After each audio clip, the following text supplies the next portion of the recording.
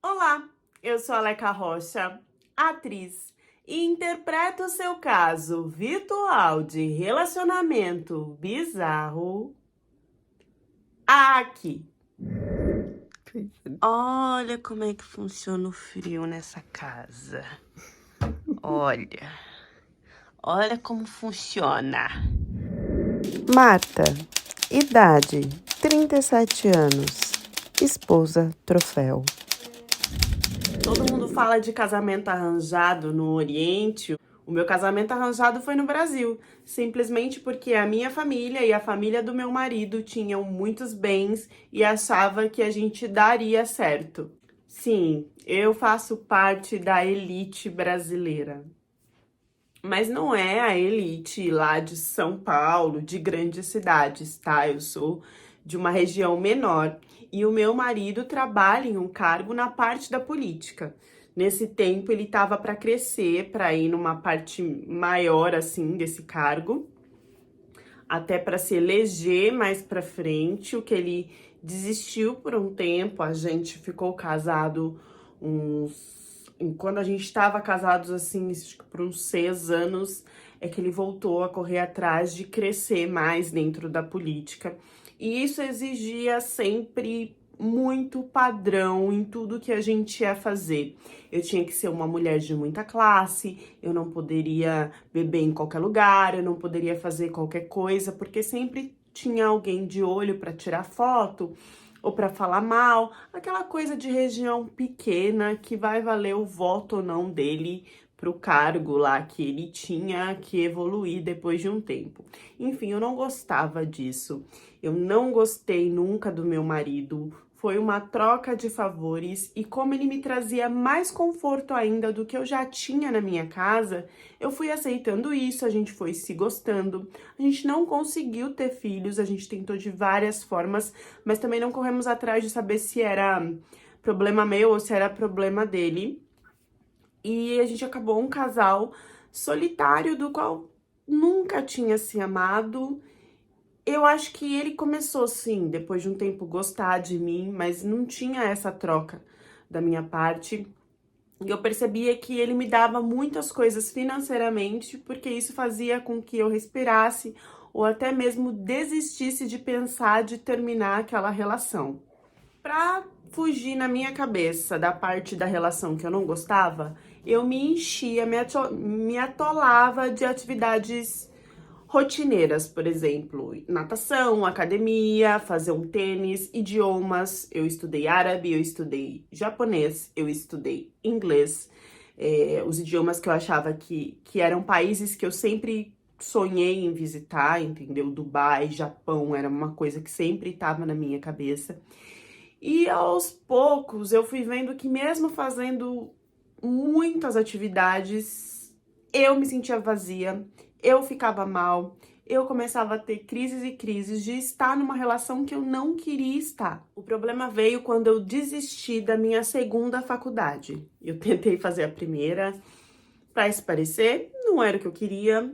A segunda eu tinha certeza que era o que eu queria, mas eu simplesmente não conseguia focar, porque quando eu chegava em casa para ter uma vida relacional com meu marido, eu sentia que eu estava perdendo o tempo da minha vida com uma pessoa que eu não queria ficar.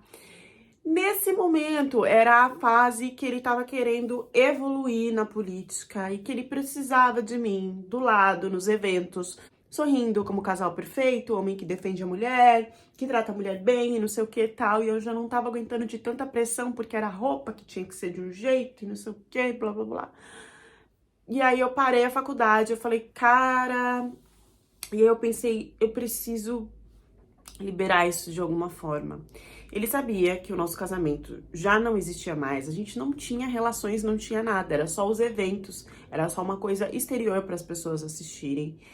E nisso eu entrei sim num aplicativo de relacionamento para dar as minhas fugidinhas, porque ele também dava as fugidinhas dele.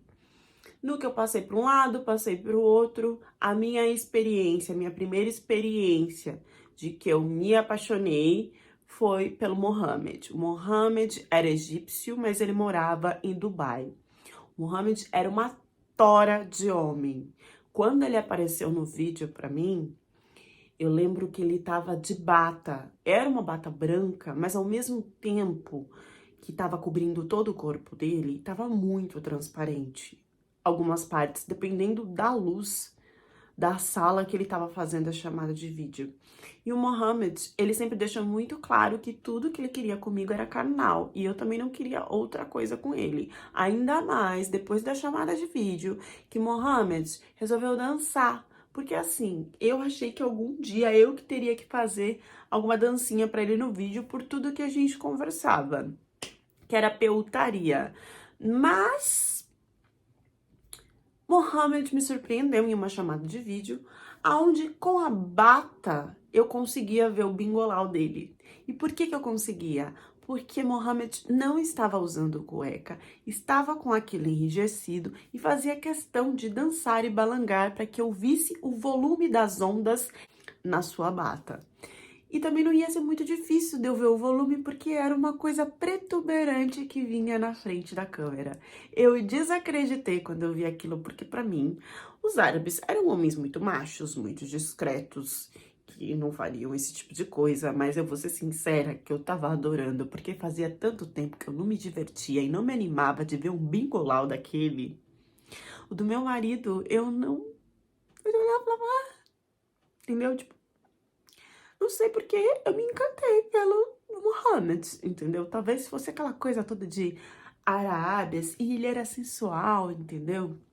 Eu nunca tinha visto um árabe tão assim, voluptuoso. Eu me divertia mesmo nas chamadas de vídeo, mas eu achava aquilo pouco. E ele já tinha prometido que viria para o Brasil para me visitar, só que essa promessa nunca acontecia. Então ficava eu lá me babando no vídeo, me satisfazendo sozinha do outro lado e nada do Mohamed firmar a data de viagem dele vir para cá. Eu sei, vocês estão achando que essa história não tem nada de japonês, mas daqui a pouco eu vou chegar no japonês. É que a minha primeira experiência foi com esse bonito e a Aleca falou que eu poderia contar porque vocês também iriam achar interessante. Óbvio que eu comecei a atiçar as minhas amigas para fazer uma viagem para Dubai, porque além de ser meu sonho, eu ainda ia conseguir tocar no Bingolau. O que fez eu decidir de vez e falar pro meu marido, não, eu vou para Dubai, eu preciso respirar um pouco, foi que eu já tava atordoada, que foi uma semana de fotos e eventos que eu tinha que ficar sorrindo, pegando na mão dele, fazendo a mulher feliz. E que, pra esparecer, fui conversar com o Mohamed. E o Mohamed, ele abaixou assim, a câmera, da cintura pra baixo. E ele fez a dança do pericóptero. Por que a dança do pericóptero? Porque ele rodava com o quadril e aquilo... Gente... Era tanto tutu. Eu fiquei pensando, será que ele... Porque tem uns caras que eu pensei, né? Se tivesse de cueca, de repente ele colocou uma meia, alguma coisa, eu não sei. Porque eram cilindricamente grosso e forte. Eu não sei explicar pra você. Como que eu vou explicar isso? Salame. Era salame?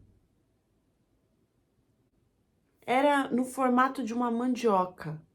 Será que uma mandioca? Era um pericóptero de uma mandioca. Acho que dá pra visualizar desse jeito. E aí, minha filha, eu tava naquilo ali, no que eu fiz assim, ele levantou e falou, come on, baby. I'm waiting for you. Estou esperando por você. Camon, pra quem não sabe, é venha. Camões, baby. Entendeu? E eu olhei aquilo e falei, eu vou. Gente, fazia tanto tempo. Eu fiquei tão engrandecida. E assim, a minha primeira vez foi com meu marido. Eu casei com ele, né? Pura. Era tudo muito novo e eu fui mesmo, gente. Marquei com as minhas amigas. Duas sabiam da situação, já sabiam que eu ia dar uma sumida lá para encontrar o Mohamed. Cheguei em Dubai. E em Dubai, não sei se vocês sabem, não pode ter esse tipo de coisa, né? Quando acontece é muito escondido, que você tem que ser casado, tem toda uma coisa, né? Mas o Mohamed era muito influente nessa parte lá. Nós tivemos, assim, noites maravilhosas. Só que o que era carnal, para mim virou passional. Eu fiquei apaixonada e eu já não queria mais voltar para minha realidade no Brasil. Eu queria casar com o Mohamed. Só que o Mohamed estava levando isso assim, nada sério. Tanto que ele nunca me chamou de namorada, nunca falou nada. Só que aos poucos eu fui mostrando para ele que eu tava gostando, não sei o que e tal. A ponto de a gente chegar nessa conversa e ele falar que não teria como ele ficar comigo. E aí eu perguntei assim, por que você não gostou de mim? Você acha que eu sou só pra isso? Você não quer me usar, tal? Você só quer me usar, tal? E aí ele falou que não e deu uma sumida. Eu tinha 10 dias em Dubai. A gente ficou os 2 primeiros, no terceiro, no quarto ele deu uma sumida, fiquei desesperada. Depois ele apareceu. Não fiz nada com as minhas amigas, gente. A minha viagem virou em torno do Mohamed. E aí, quando ele apareceu, ele me explicou. Começou a chorar e me explicou que, na verdade, ele tinha gostado muito, a gente tinha uma conexão muito forte, mas que ele não poderia ficar comigo porque ele era casado no Egito. Ele não só era casado no Egito, como ele queria se separar, mas disse que no contrato que ele fez para se separar, ele tinha que pagar um valor que ele não conseguia, que era o que a noiva exigia para ficar solteira. E veio me pedir esse valor, que se eu tivesse, então a gente poderia ficar juntos. Quando eu contei para as minhas amigas, aí minhas amigas me chacoalharam, abriram os meus olhos e falaram, é óbvio que é um golpe, se bobear ele vai usar isso é para pagar o dote da noiva que ele quer casar, né? E aí eu acordei, né, da paixão da mandioca do helicóptero, acordei, voltei para minha casa, larguei o Mohamed de mão. Fiquei um pouco injuriada com essa coisa de árabe, deixei pra lá, mas não deixei de usar o aplicativo. O que aconteceu é que quando eu voltei pro Brasil, o meu marido estava naquela parte frenética de ter que aparecer em todos os eventos e ser muito importante. Eu tava querendo outra vida já, né? Eu queria pedir o divórcio. Eu sei que nesses eventos eu ficava na caruda com o celular na mão, só passando assim, ó, os caras, pra ver se dava match ou não. Entrei em 2 aplicativos e fiquei, até que eu dei match num japonês. Que eu não tinha atração nenhuma por japonês, nunca tive, mas tinha um sonho muito grande de conhecer Tóquio. Esse japonês, a primeira foto dele era uma foto uma parte de Tóquio, não era do rosto dele. Eu não sei nem por que eu passei pra dar like. E eu comecei a conversar com ele, mesmo assim, era um cara muito discreto, nunca falou nada de corpo, de nada. Acho que a gente ficou uma semana conversando desse jeito. E aí ele mudou a foto dele pra uma foto onde dava pra ver o rosto, mas tinha máscara. Ainda nem sabia do que era essa pessoa. E continuei conversando normal com esses japoneses. Lembro também de ter tentado alguns americanos, porque também era um outro lugar que eu queria conhecer, mas, nossa, os caras muito idiotas. E aí continuei, voltei a falar com o japonês. O japonês estava aprendendo algumas palavras em português e eu não entendi por quê. Ele me disse que era por causa do trabalho que ele fazia, que era uma oportunidade e que se eu pudesse ajudar e não sei o que, ficamos nessa, deu falando japonês com ele, falando português também. Takashi, idade 33 anos, técnico em informática. Ele sempre, o tempo todo estava online, quando eu tinha crises de surto, eu ia para conversar com ele, parecia uma pessoa muito tranquila. E aquilo ficou martelando na minha cabeça que eu tentei viajar com meu marido para Tóquio várias vezes. Eu sempre falei para ele que era o meu sonho e sempre ele tinha alguma questão para fazer no Brasil sobre essa coisa da política que ele queria, no fundo, conseguir o cargo e não sei o quê.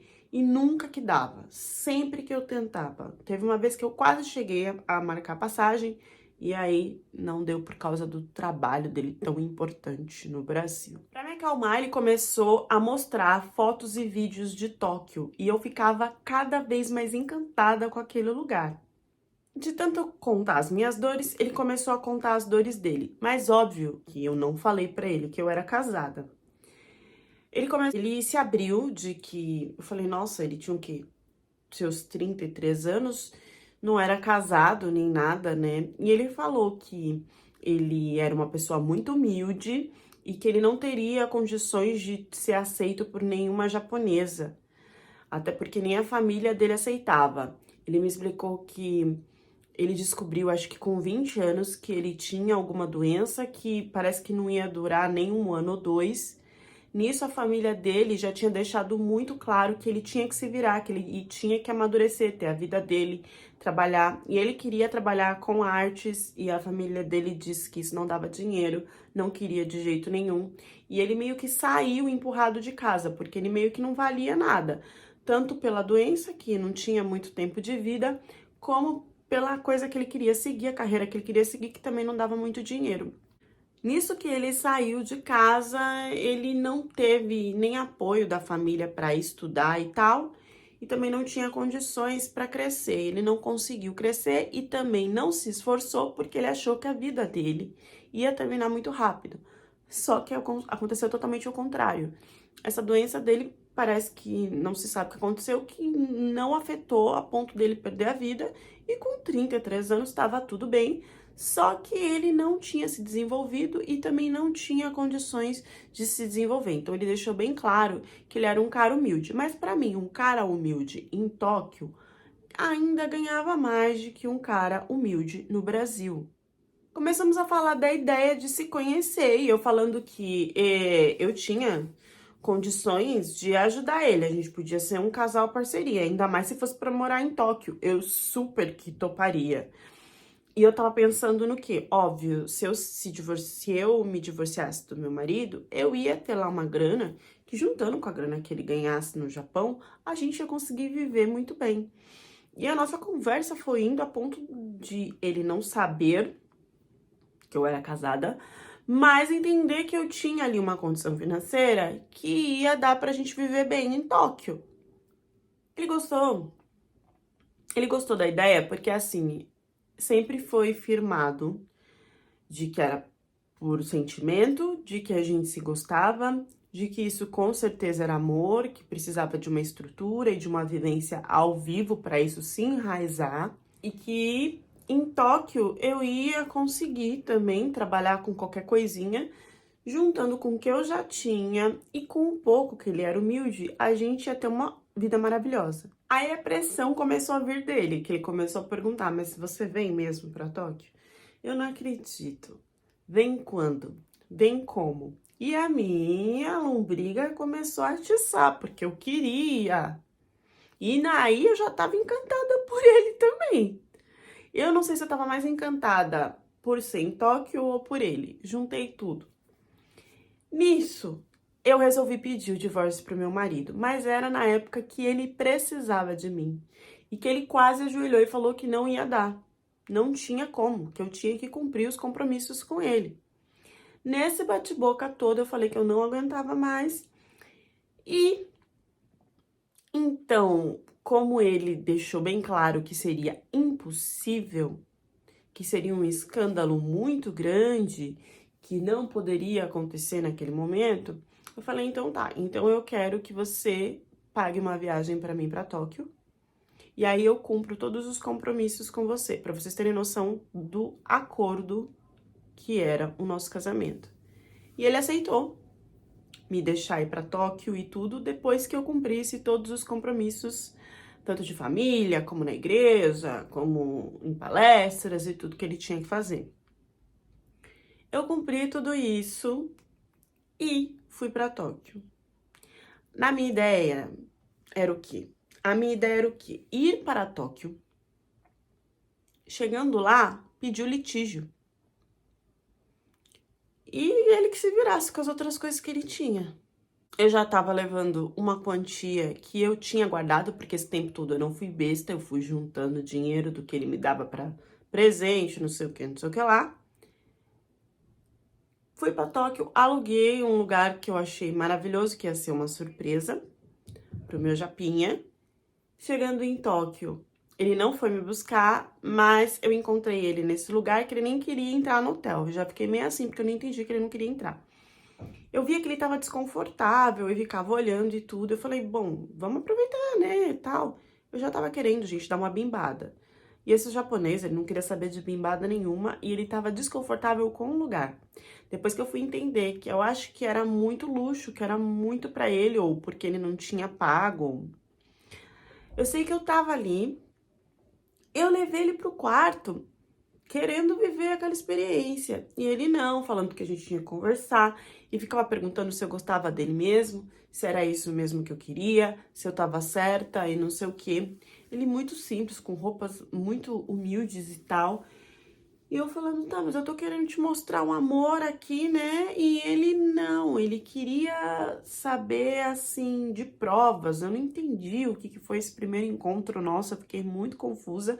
Eu sei que ele não tocou em mim pra fazer nada e foi embora, não quis ficar no hotel, disse que tinha que trabalhar e que depois a gente se encontrava. Ele me falou que ele trabalhava com coisas de internet, eu não sei se eu cheguei a falar isso pra vocês. Por isso que ele ficava tanto tempo na internet.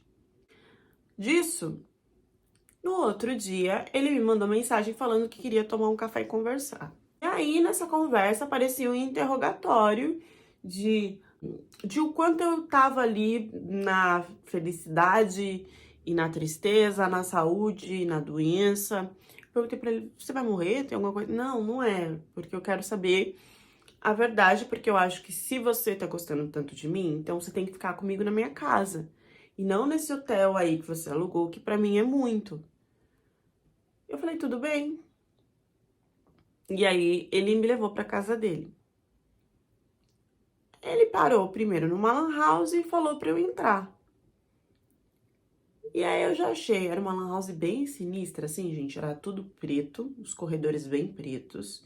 E tinha, sei lá, quantas, 20, era várias portinhas, assim, bem pequenininhas. Nas portinhas, em cima, tinha tênis, mala, toalha, um monte, o chão, assim, bem sujo, um cheiro de cigarro, de chulé, de roupa suja, de suor, de bunda, não sei o que era aquilo. Era uma mistureba de cheiros que não eram satisfatórios. Eu olhei aquilo e falei, você não tem computador em casa? Ele falou, aqui é a minha casa. Eu falei, então você é dono de uma lan house? Você mentiu? Ele, não, eu moro na lan house. E eu falei, como assim você mora na lan house? A lan house é dos seus pais e você trabalha para eles? Não. Os meus pais me largaram. Eu sou de uma outra região. Eu vim para Tóquio e eu estou nessa lan house até eu conseguir um apartamento. Juro pra vocês que eu não assimilei que ele estava morando em uma das salinhas da lan house. As salinhas têm 4 metros no máximo cada uma. E ele me disse que para alugar uma casa em Tóquio, ele precisava, sei lá, de quanto, 4 meses calção, 4 meses de mensalidade do aluguel antes de entrar na casa, calção, e umas coisas que ele tinha que pagar, como chave, seguro, não sei o que, não sei o que. Ainda tinha que dar, tipo, um presente em dinheiro pro dono da casa e várias burocracias que ele não conseguia pagar. Eu falei, mas assim, como você não consegue pagar? Você não trabalha? Ele, mas eu não trabalho fixo, eu trabalho freela. E o pouco que eu recebo não dá pra isso. Aqui na Lan House eu pago mais ou menos uns R$ 80 por dia, tenho tudo que eu preciso e junto dinheiro para ter uma casa. E ele só não me explicou que ele tava lá 1 ano tentando isso. E aí ele falou, bom, você disse que a gente tá junto pra tudo e tal, mais uns 2 meses eu consigo sair daqui. Só que esses 2 meses ele já tava tentando há anos sair. Lá fui eu olhar a lan house, porque sei lá, eu achei que tinha algum quarto, alguma coisa ali que ele ficava. Tipo uma sala comercial. Não, gente, era nessas portinhas mesmo. Ele abriu a porta. Era um corredor, assim, 4 metros, como eu falei pra vocês. E aí, o que que tinha?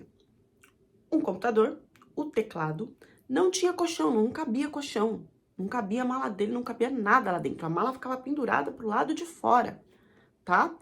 E aí, pra ele esticar a perna, ele tinha que colocar a perna debaixo do computador, do lugar onde estava o computador e o teclado. Senão, nem assim ele conseguia esticar o corpo para deitar. Eu fiquei que eu não sabia como reagir ou o que responder.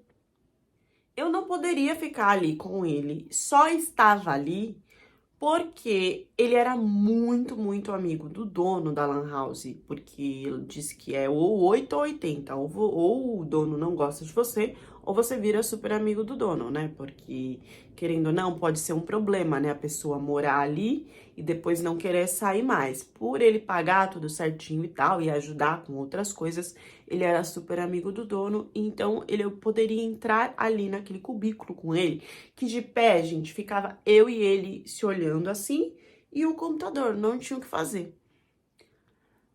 Eram vários corredores, eu acho que tinha mais de 70 dessas salinhas, sem brincadeira. E um banheiro nojento para todo mundo. Ele olhou e perguntou se eu queria jantar. Eu achei que ele fosse me levar para fora para jantar para algum lugar. Não, ele pegou 2 pacotinhos de miojo que ele tinha, foi para a cozinha, que era um cubículo, que é para todo mundo, onde tinha lá para esquentar água, para fazer virar miojo. Me deu aquilo para eu comer dentro daquela salinha com ele, eu desesperada, porque era um calor, você escutava todo mundo falar, você olhava para cima, o teto era aberto. As luzes nunca se apagavam, não podia apagar. Ele achando que eu ia passar a noite ali com ele, eu falei, vou ter que alugar um desses de 4 metros do lado pra ficar. Não tava entendendo como que eu ia passar a noite ali, tava desesperada com essa situação, mas eu não transpareci. E ele achou que eu tava gostando e que eu tinha aceitado ele daquele jeito. Ali, como eu fiquei e não saí correndo, ele achou que eu realmente ia aceitar e ia ser parceira dele para aquilo. Nisso, ele veio pra me beijar. Gente, eu tô falando que a gente conversava assim, ó, um já junto com o outro. Não foi muito difícil dele vir pra me beijar, porque a gente tava dentro dessa salinha. Que ele veio pra me beijar, gente, ele não sabia beijar. Ele só não era chupar. Ele sugava. Era assim. E era assim na boca, no pescoço. Até caiu meu... Peraí, caiu meu brinco. Eu virei um canudinho. Porque além de dura, de pé, sem se mexer, ainda tava sendo sugada. Ele fazia isso na hora de comer o miojo. Era a mesma coisa, o beijo. Aí me veio o desespero, porque ele se animou. E aí, o que ele não fez lá no hotel, ele queria fazer lá na salinha, que a gente era proibido, não podia ficar 2 pessoas. Ele tava muito confortável, porque eu disse que o amigo dele era quase um brother, um irmão. Nisso que esse homem ficou tentando, gente, qual foi a movimentação? Só abaixar as calças, porque não tinha como se movimentar. E esse homem tirou um negócio que era meia bomba e que tava mais. Eu posso falar que não era uma minhoca meia bomba, era um caracol meia bomba. Por que caracol? Porque a parte da crosta do caracol, da casca, é maior, né? Que era, eu posso dizer que eram as bolas. E a parte mole menor, que era a lesma do cara. Bom, gente, bom, acho que vocês entenderam. Eu não consigo explicar, mas que isso, eu sei que aquilo ali de pé, e vocês imaginem, eu daqui, ele aqui, com o mínimo caracol meia boba que ele queria enfiar de pé em mim. Qual era a possibilidade daquilo entrar? de pé em mim, em um lugar onde não podia se movimentar, porque você estava escutando o que todo mundo estava fazendo e todo mundo estava escutando o que você estava fazendo. Não, não foi. Foi, foi, foi constrangedor. Agora eu posso rir, mas na hora foi muito constrangedor. Porque ele disfarçou como se nada tivesse acontecido. E ali começou o meu amor e minha vida, que ele queria ficar comigo. E eu querendo voltar pra ficar no hotel, porque o meu hotel era tão maravilhoso. Tão maravilhoso. E ele falando, não, se você quiser ficar confortável, então você fica na salinha do lado. Eu não quero ficar na salinha do lado, eu quero ir embora. Eu fui embora, mas aí eu me arrependi, aí eu fiquei com dó. Aí eu comecei a ficar com dúvida se eu tava gostando dele ou não e se eu não tava aceitando ele só porque as condições estavam ruins. E eu não sei o que me deu na cabeça que eu falei, eu vou tentar de novo. E eu fui encontrar ele no outro dia. Foi quando eu descobri mais coisas do tipo, ele não trabalhava com isso de internet, ele trabalhava numa fábrica. E ele ia nessa fábrica, ele não era funcionário fixo, então ele ganhava muito pouco pra ficar lá, tipo, como se fosse um robô. E ele não conseguia, pelo que eu entendi, ele não conseguia outro trabalho porque ele não tinha um endereço fixo. Então, mesmo que ele fizesse entrevista, que ele corresse atrás, como ele falou que estava correndo e que ia conseguir em 2 meses, mas que na verdade já estava 1 ano, sem endereço fixo era muito difícil de que firmassem ele em algum trabalho. Tudo isso eu entendi porque quando ele foi pro trabalho, que eu fiquei naquele quartinho, pensando, meu Deus, o que eu tô fazendo ali? Eu conheci uma japonesa do lado que começou a me contar, assim, ela morava no quartinho do lado, quartinho, na salinha. Ela morava na salinha do lado, ela começou a me contar, não só dele, como a vida dela. E aí que eu entrei em desespero, porque ela era uma menina que trabalhava na noite, trabalhava com massagem, que também tinha sido chutada pela família por por não concordar com muita coisa que eles falavam, por ter briga, por não ter casado e não sei o quê. E ela fazia, gente, programa, e ela cobrava diferença pra fazer com camisinha ou sem camisinha. Quando essa menina começou a me contar a história dela, eu falei, gente, o que eu tô fazendo aqui? Eu quero ir embora, porque ela também foi me abrindo. Parecia que ela já tinha tentado se envolver com ele, eu não entendi muito bem. Eu comecei a ficar bem confusa com tudo aquilo. A minha vontade era gorfar e sair correndo. E eu tinha que esperar aquele homem voltar, eu não sabia se eu voltava, se eu esperava ele voltar ou não. Porque dentro de mim ainda tinha uma dúvida se eu gostava dele ou não, mesmo com toda essa situação.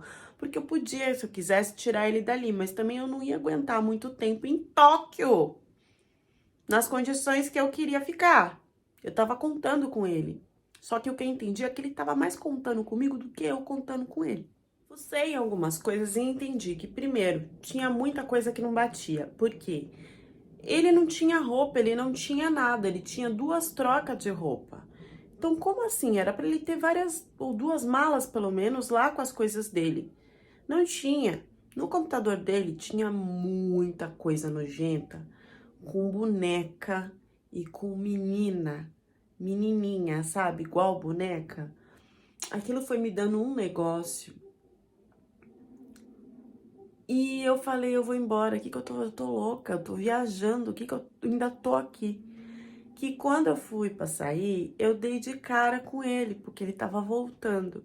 E na frente dele eu congelava, eu não conseguia ter reação, porque fui eu que forcei, fui eu que me declarei, fui eu que fiz toda a situação.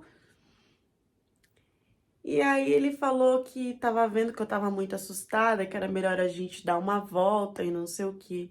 E nessa volta, gente, ele foi me mostrando uns lados tão obscuros de Tóquio, de umas coisas de mulheres que ficavam em vitrines e não sei o que, umas coisas bem estranhas. Ele falando da possibilidade de ficar junto e eu já falando o contrário, eu já tava assim, não dá porque eu não vou ter tanto dinheiro, você tá nessa situação, achei que você tava numa situação melhor, já tipo querendo sair. Porque eu senti que eu tinha que ter uma responsabilidade afetiva por tudo que eu tinha criado na minha cabeça e tinha feito ele acreditar. E ele falando que não, que talvez eu podia tentar alguma coisa lá em Tóquio e que ele não se importava, mesmo que fosse até numa casa de massagem, alguma coisa assim. Tipo, ele quase que insinuou que eu trabalhar até com um programa lá, ele aceitaria pra gente juntar dinheiro pra depois ter uma vida junto. Ali eu congelei, porque eu não sabia se ele tinha essa ideia de fazer isso comigo. Eu já achei que aí ele tava interessado mesmo em todo o meu dinheiro. E ele falava umas coisas que não batia. Ele falava que ele queria ser livre, que ele se sentia mais livre dentro daquele cubículo do que com os pais dele. Quando eu fui perguntar para ele da questão de poucas roupas, ele simplesmente confirmou de que ele já tinha ficado na rua há um tempo. E aí eu só queria fugir daquele lugar, mas eu não sabia como. E eu simplesmente, no meio da multidão de Tóquio, dei um perdido no cara. Eu fiz isso. Fiz errado? Não sei. Mas foi o jeito que eu achei de fugir da situação. O mais estranho foi que eu voltei pro meu hotel. Ele sabia onde eu estava. E eu falei, ele vai me perseguir aqui.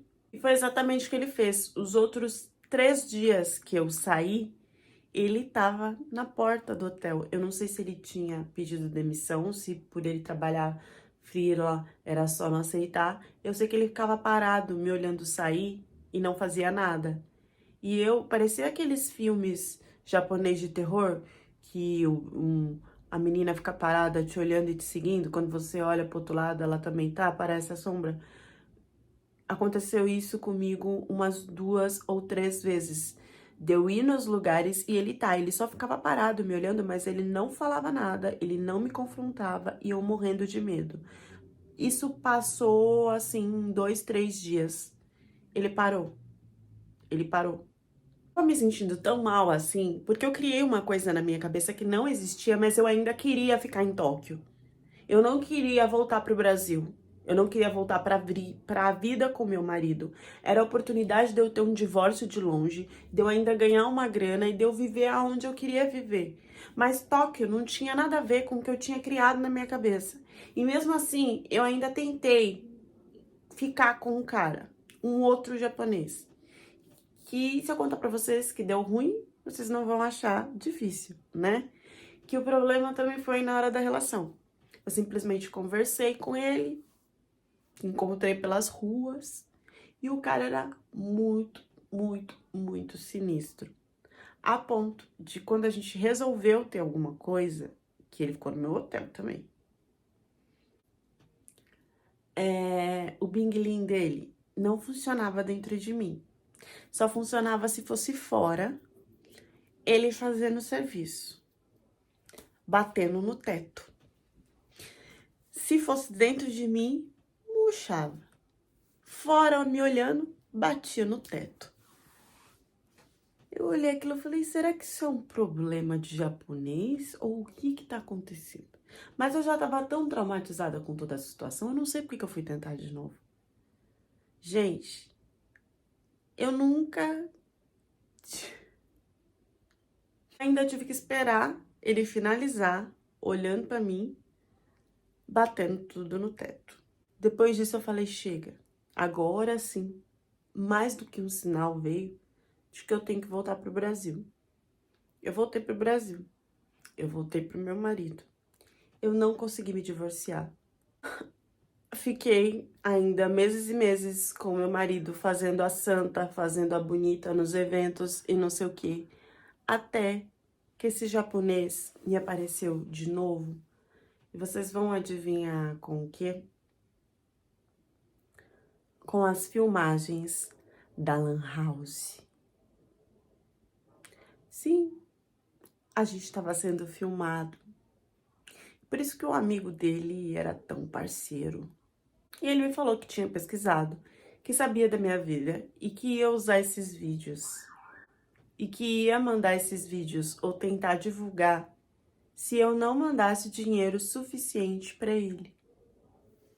E aí eu tava numa sinuca de 2 bicos, porque se eu não mandasse dinheiro para ele ia divulgar isso e ia acabar com a reputação do meu marido, com a minha reputação, a gente ia perder dinheiro, meu marido ia acabar comigo, ia poder separar de mim sem me dar nada, ia ser uma loucura, eu não sabia o que fazer, porque se eu contasse pro meu marido também não sabia a reação dele. E aí eu comecei a mandar dinheiro para esse japonês. Bastando, eu ainda não tinha sentido falta das minhas calcinhas. Ele tinha pego a maioria. E ele mandava foto cheirando na cabeça, fazendo várias coisas. Tipo assim, ele surtou, ele ficou louco. Disse que até ia criar como se fosse um desenho, uma boneca holográfica com o meu rosto. E que ia divulgar isso em vários lugares. Ele pirou. Todos os dias eu recebia alguma coisa com uma roupa íntima minha em alguma pose. E ele junto. Eu fiquei com medo. Apesar de achar que ele não ia fazer, eu fiquei com medo. E eu tive que abrir pro meu marido porque eu tinha medo do que fosse acontecer. E o meu marido, ele teve, assim, uns 2 dias de surto. Eu não achei que ele gostasse tanto de mim desse jeito. E depois ele me ajudou, ele foi na polícia, me ajudou a denunciar e tudo. Mas assim, se vazasse alguma coisa do tipo, não ia ter muito o que fazer, ainda mais se fosse lá no Japão. A minha sorte é que esse cara desapareceu do nada. Eu acho que ele tinha algum problema mental muito grave, porque ele desapareceu, ele não divulgou nada, eu não mandei dinheiro pra ele. Eu acho que ele se sentia bem de ver como eu tava ficando desequilibrada. E a partir do momento que eu contei pro meu marido, e que a gente foi na polícia, e que eu informei isso pra ele, ele viu que não teria mais como me controlar. E ele simplesmente parou com tudo. Desapareceu. Até hoje eu não vi nada meu na internet.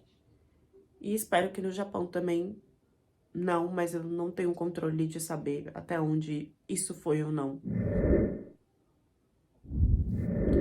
Gente, essa história é tão louca que eu não sei nem o que falar. O que eu tiro é ainda mulheres tentando buscar em homens de outras nacionalidades ou em outros países aquele vazio, tentando preencher aquele vazio que na verdade é alguma coisa que ela tem que trabalhar nela mesma. Existe muita podridão lá no Japão, né? A gente vê o Japão como uma superpotência e lá também tem pobre, lá também as mulheres são usadas de forma errada, tá? Tem muito comércio Então, assim, não é essa maravilha toda, não. Eu já recebi outras histórias aqui do Japão, ainda não consegui roteirizar, mas assim como Coreia, como toda a Ásia, como todo o Oriente, como todo lugar do mundo, existe a parte ruim. Não basta ter um amante, tem que ser internacional, garota. Uma coisa que me pega muito em toda a história é que nos 3 relacionamentos, ou sei lá quantos que ela teve, todos ela procurou viver de aparência. Desde o do marido, de fingir que era uma boa esposa pra todo mundo. O que eu percebi é que nas 3 relações, ela se conectou pela aparência. Pelas aparências. Primeiro as aparências de um homem rico que ia cuidar dela, depois do árabe que mandava bem no helicóptero, e depois do japonês que ia dar a possibilidade dela de morar em Tóquio. Todas as relações que ela entrou foram criadas pela ilusão da aparência do que ela queria. Então, eu acho que isso é bem importante da gente se pensar. O que a gente cria na nossa mente para aceitar algo que a gente não tem noção de como vai ser? E como que a gente pode acreditar simplesmente pelo desejo e a ilusão do que a gente quer que seja? Deixem as reflexões de vocês nos comentários e até a próxima história do canal.